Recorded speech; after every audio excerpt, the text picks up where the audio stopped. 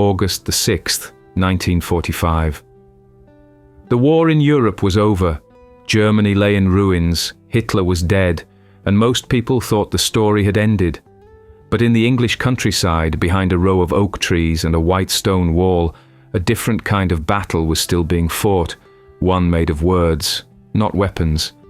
The place was called Farm Hall. To anyone driving by, it looked like a quiet country estate. Inside, it was one of Britain's most secret intelligence operations. 10 of Hitler's top scientists lived there under guard. They weren't treated like normal prisoners. They had wine with dinner, played piano, even tended the garden. They thought they were simply being kept until peace talks were finished. What they didn't know was that every room was bugged.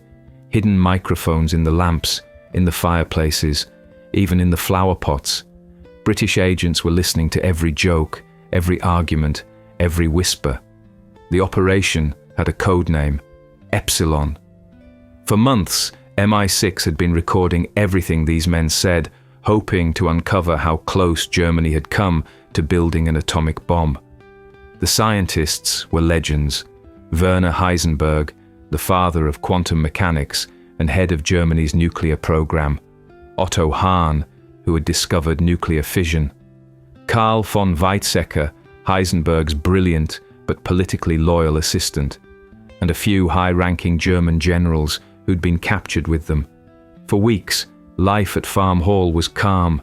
They debated physics, played chess, and argued about who had been right about the war. They had no idea that a single sentence spoken in that house would soon rewrite history. That evening, a British officer walked into the lounge. The men looked up from their teacups. He said quietly, "Gentlemen, I thought you might like to hear the news. The Americans have dropped a single bomb on a Japanese city. Hiroshima has been destroyed." For a moment, no one reacted. Then came laughter, disbelief. "That's propaganda," one said. "Impossible," said another. "No one can destroy an entire city with one bomb." But then the officer added details. A blinding flash, heat hotter than the sun, tens of thousands dead, radiation spreading for miles. The room fell silent. Heisenberg's smile faded. He reached for a pencil and a sheet of paper. He began to calculate. British officers in the next room leaned closer to their headphones. They could hear the scratch of graphite on paper, the quick rhythm of numbers being written. Heisenberg's voice dropped to a whisper. "If it's uranium-235, the chain reaction, critical mass." His hand froze. He looked up. "It's real," he said quietly. "They actually did it." Every man in the room stared at him. The laughter stopped. The arguments stopped. Only the faint hum of the hidden microphone filled the silence. None of them knew it yet, but that moment, the moment a single German scientist admitted defeat, would reveal the real reason Germany had already lost the war. For a few seconds after Heisenberg's words, nobody moved. The air in the lounge felt thick, as if the entire room had stopped breathing. Then the reactions came all at once. Some shouted that it was impossible. Others demanded proof. Otto Hahn, the man who had discovered nuclear fission, sat down slowly, his face pale. "I split the atom," he murmured, "and now it's killed 100,000 people." He pushed his chair back and left the room. British intelligence officers later wrote that they were afraid he might harm himself. Heisenberg stayed seated, staring at his paper. He began scribbling again, muttering to himself. It must have been uranium, or maybe plutonium, if they separated enough uranium-235. His pencil scratched faster. Yes, of course. They did it with gaseous diffusion. He looked up, wide-eyed. They've built massive plants, entire cities, thousands of workers. We never had anything like that. The others crowded around him. "That's ridiculous," said von Weizsäcker. "The Führer gave us everything we needed." Heisenberg shook his head. "No, he didn't. We had money but not industry. We were trying to build a reactor. They built a weapon." The argument grew louder. Karl Wirtz slammed his fist on the table. "We never stood a chance if they could do this. How could they build such a bomb so fast?" Heisenberg exhaled, rubbing his temples. "Because they had help, and they believed it could be done. The officers listening in the basement exchanged glances. They could hear every word through the headphones, the disbelief turning into realization. Upstairs, the debate kept spiraling. Otto Hahn returned, his voice trembling. "I wish I'd never discovered it," he said. "Now science has become death itself." Von Weizsäcker countered bitterly. "No, this isn't about science. It's politics. The Nazis never gave us the resources. The Americans had the entire industrial world behind them." Another scientist muttered, "And we were busy losing the war." But Heisenberg wasn't listening anymore. He was back at his notes, whispering calculations. If they used diffusion, that means enormous power usage, hundreds of megawatts. They must have built whole factories. Oak Ridge, perhaps. He stopped and smiled faintly, half in awe, half in despair. They solved it. They did what we thought was impossible. In the listening room, one British officer leaned forward. "He's figured it out," he said quietly. The others nodded. They knew what they were hearing wasn't just scientific analysis. It was the sound of a man realizing his life's work had failed. Hours passed. The German scientists drifted between anger, denial, and exhaustion. Some called the Americans lucky. Others whispered that maybe it was better they'd lost. "Imagine if Hitler had this bomb," one said. "The world would have ended." For the first time since the war began, the brightest minds of the Reich saw their own defeat with total clarity. The bomb had proved what they'd all refused to admit. Germany hadn't just lost the war on the battlefield, it had lost it in the laboratory, and the worst part was still to come. By midnight, Farm Hall had turned into a battlefield of voices. The 10 captured scientists, once proud symbols of German genius, were now arguing like men trying to rewrite history. Anger echoed off the walls while the hidden microphones caught every word. Carl von Weizsäcker slammed his hand on the piano. "This was never our fault," he shouted. "Berlin never gave us the money or the support we needed. They were too obsessed with rockets and tanks." Across the room, Kurt Diebner fired back. "Don't lie to yourself, Carl. We had money. We had resources. We just chose wrong. You and Heisenberg spent years on reactors instead of weapons." Heisenberg turned from the fireplace, his voice tired but sharp. "You think I could have built a bomb under Nazi rule? We didn't even have a proper laboratory. We were physicists, not magicians." But the others wouldn't let him off that easily. "Come on, Werner," said Paul Hartek, leaning forward. "You were the leader. You decided the direction. You said a bomb was impractical." "And I was right," Heisenberg snapped. "Under our conditions it was." Otto Hahn, still shaken, whispered from the corner, "You were right, for the wrong reasons." That cut deep. The room went quiet for a moment except for the faint hum of the hidden recording wires. Then the voices rose again. "Hitler didn't care about long-term research," one said. "Because he didn't understand science," another shouted. "He thought nuclear physics was Jewish nonsense." The words hung in the air like smoke. Everyone in that room knew it was true. In their rush to build weapons, the Nazis had driven out their best minds: Einstein, Born, Fermi, Meitner, and so many others. The scientists stared at the floor, realizing the ultimate irony. The brains that could have won them the atomic race had fled to America years earlier. In the listening room below, British officers exchanged looks. One said quietly, "They're finally admitting it." Back upstairs, the argument shifted. Von Weizsäcker said bitterly, "Even if we had the bomb, do you think we could have used it? The Reich was collapsing. Our cities were ash and rubble." Heisenberg nodded. "America built cities to make a bomb. We were building bombs while our cities burned." He picked up the page of calculations he'd done earlier and stared at it. They had industrial plants the size of towns. We were enriching uranium in basements. The facts were brutal. Germany's entire nuclear program had maybe 100 scientists. America's Manhattan Project had over 130,000 workers. Germany had spent around $50 million. The US had spent $2 billion, 40 times more. For the first time, the scientists began to understand that they hadn't been beaten by intelligence, but by scale.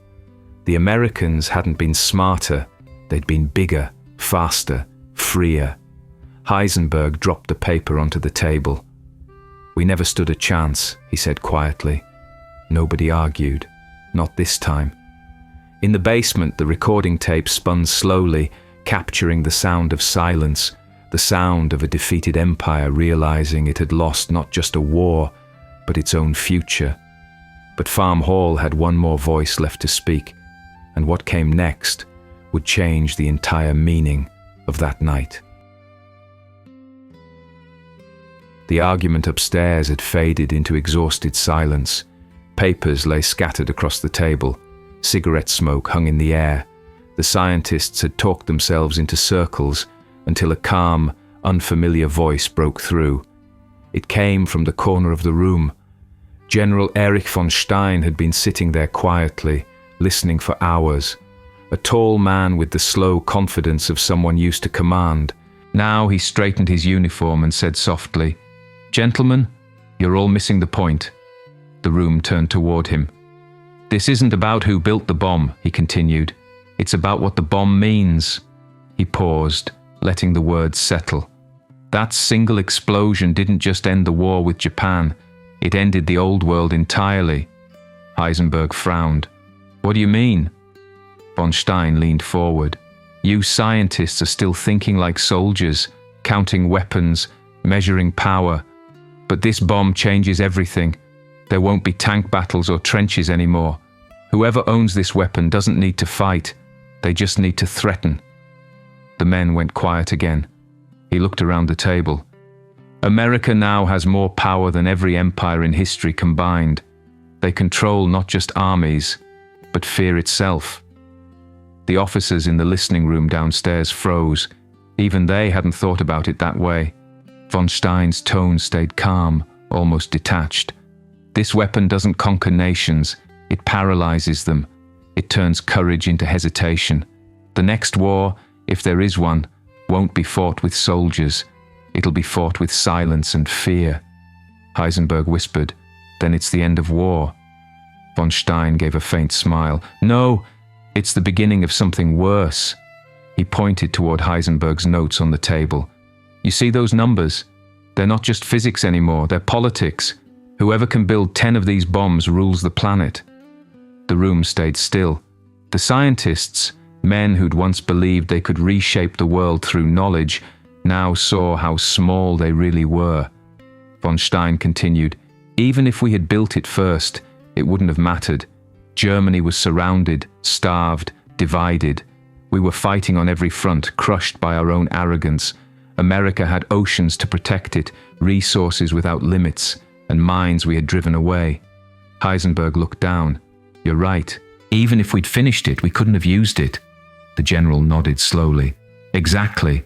We were doomed the moment we let hatred replace reason." In the listening room below, one British officer whispered, "He understands it better than they do." Upstairs, the silence stretched on. The scientists, who had spent their lives calculating possibilities, suddenly realized they were living proof of something much larger, a civilization that had destroyed its own future by silencing the very people who could have saved it. Von Stein stood, adjusted his jacket, and said quietly, "Gentlemen, the war didn't end today. It just changed hands." He walked to the window, staring out into the dark English countryside. "Now," he said, "we live in America's world." Morning light spilled through the windows of Farm Hall. The arguments were over. The calculations were done. All that remained was silence. The hidden microphone still hummed softly, capturing the final hours of a conversation that had begun with disbelief and ended with something much deeper, understanding. Werner Heisenberg sat at the dining table staring at his notebook. The pages were covered in equations, but his mind was elsewhere. "We could have built it," he said quietly. "Maybe not in time, but it was possible." Otto Hahn looked up from his cup of coffee. "Would you have wanted to?" Heisenberg didn't answer. The question hung in the air. Carl von Weizsäcker finally spoke. It wouldn't have mattered. Hitler would have used it the moment he had it. Maybe it's better that we failed. The others nodded slowly. The same men who once worked to give Germany a superweapon were now relieved they hadn't succeeded. And then someone asked the question that none of them had said aloud before. What did Hitler know about the bomb? Heisenberg sighed. I met him in 1942. I tried to explain nuclear weapons to him. He wasn't interested. He asked how long it would take. I told him at least 3 years. He waved his hand. Too long, he said. He wanted rockets, jets, tanks, things he could show off. He looked around the room. He didn't believe in nuclear science. He called it Jewish physics. That phrase landed like a stone. Everyone knew what it meant. Germany had exiled or murdered its greatest scientists, Einstein, Meitner, Bethe, Teller. The very people who could have built the bomb for Germany were now working for America. Otto Hahn whispered, "We gave them our best minds." Von Weizsäcker replied, "No, Hitler drove them away." In the listening room, a British officer scribbled in his notebook, "They finally understand." Heisenberg leaned back in his chair. "He destroyed us," he said quietly. "Not the Allies, not the Americans. Him, his hatred, his arrogance, his blindness." Von Stein, the general, stood near the window. "Every empire falls," he said, "but few destroy themselves from the inside first." The scientists nodded, each lost in his own thoughts. They had spent years chasing equations and theories, believing they were serving a great nation. Now they saw that their country had been led by a man who didn't value truth at all. By that afternoon, the microphones at Farm Hall captured their final words about Hiroshima. One voice asked softly, "What happens now?" Von Stein answered, "Now we live in America's world, and we pray they use that power better than we would have." The tape kept running for a few seconds more, recording only the faint sound of footsteps and distant birds outside the window. Then a click. The recording ended. Years later, when British intelligence declassified the Farm Hall transcripts, the world finally heard what those men had said. It wasn't just a record of shock, it was a confession. Germany had not lost the atomic race because of bad luck or poor science. It had lost because it silenced its thinkers, chased away its geniuses, and replaced reason with ideology. In the end, the greatest weapon wasn't the bomb, it was truth, and that was the one thing Hitler could never control.